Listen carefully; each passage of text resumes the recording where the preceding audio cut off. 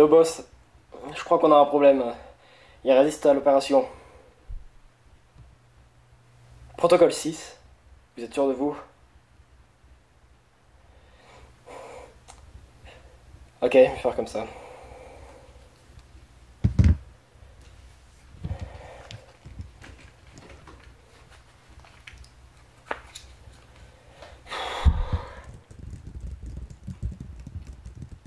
Oh, chou là, t'es qui toi? Oh, calme-toi, ici on se trouve au plus profond de ton esprit. Ah c'est marrant, j'imaginais pas ça comme ça. Oh, c'est pas le moment de blaguer. Si on est ici, c'est parce que t'as décidé d'effacer de ta mémoire tous les films que t'as vus. Quoi? Pourquoi je ferais un truc aussi débile? J'en sais rien, moi, je suis pas dans ta tête. Enfin, si, mais t'as compris quoi. Bon, je suis ici pour t'aider à arrêter le processus. Sérieux? Comment? Parle-moi d'un film. Quoi? Allez, vas-y, parle-moi d'un film, n'importe lequel, un de tes films préférés, au hasard, comme ça, n'importe. Ok, je crois que j'ai le film qu'il faut. Voilà, ça c'est la bonne mentalité.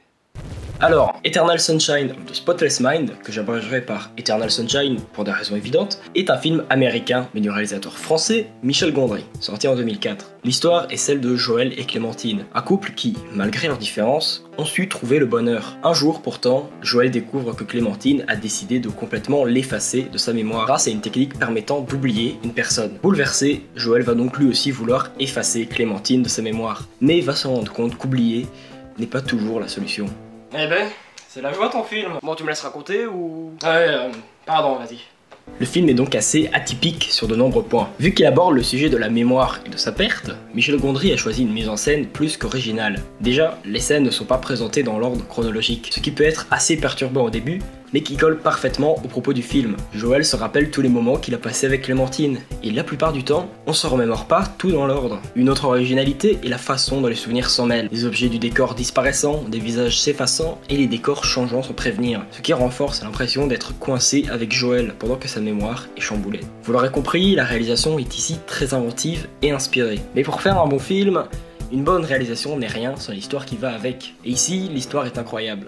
C'est bien simple, si tu ne ressens rien devant ce film, tu n'as pas d'âme. On va assister à de nombreuses scènes entre Joël et Clémentine, de leurs moments les plus heureux aux moments de doute et de difficulté. Toute la question du film étant, si à un moment donné d'une histoire tout bascule, faut-il pour autant oublier les moments de bonheur qui ont précédé ? Ça, c'est à vous d'en décider, et de faire votre propre interprétation du film. Encore une fois, il est compliqué pour moi d'aborder en profondeur les thématiques du film, car il faudrait pour ça parler de sa fin, et ce serait vraiment pas sympa de vous la gâcher. Vous avez juste besoin de savoir qu'Eternal Sunshine est un film magnifique, qui aborde des thématiques complexes, mais profondément humaines, et qui vous marquera à coup sûr. Il profite en plus d'acteurs excellents, avec Kate Winslet, Mark Ruffalo et Kristen Dunst, mais où le mérite revient surtout à Jim Carrey, qui interprète son personnage avec une incroyable justesse, et qui prouve qu'il est loin d'être juste bon à faire l'idiot, contrairement à ce que de nombreuses personnes pensent à tort. Donc, regardez ce film, vous ne risquez pas de l'oublier.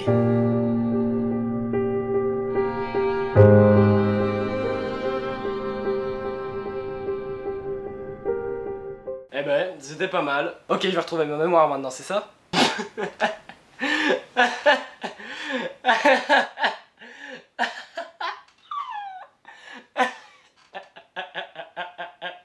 Pourquoi tu te marres? Oh, qu'est-ce qui te fait marrer?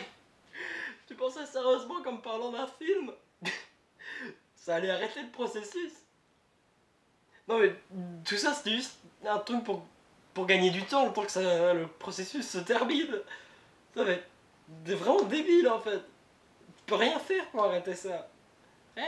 Espèce de... Ah Non. Non, non, non, non, non, non.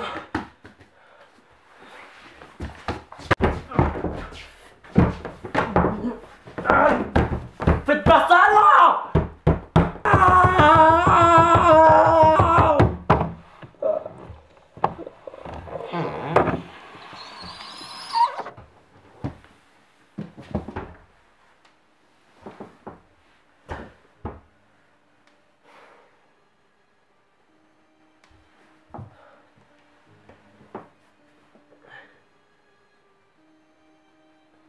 Hé! Tu m'entends? Ouais. Je sais que tu m'entends. Ok. Je crois que je sais pourquoi j'ai voulu effacer le cinéma de ma mémoire. Parce que j'ai peut-être pensé que ça servait à rien. ça ne mènerait nulle part dans la vie, que ça aboutirait à rien. Je me trompais. Parce que le cinéma, il n'y a que ça que j'aime, il y a que ça que je sais faire, il n'y a que ça qui me donne le sourire.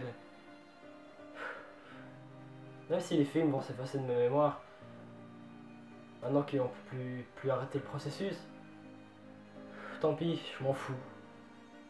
Parce que je sais que même en perdant la mémoire, la passion sera toujours là. Je sais que même si je me rappelle plus d'un seul film, j'y retournerai. Je les reverrai tous, un par un.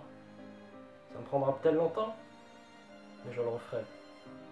Parce que je sais que j'y retournerai et que mon cœur m'y mènera parce que c'est ça.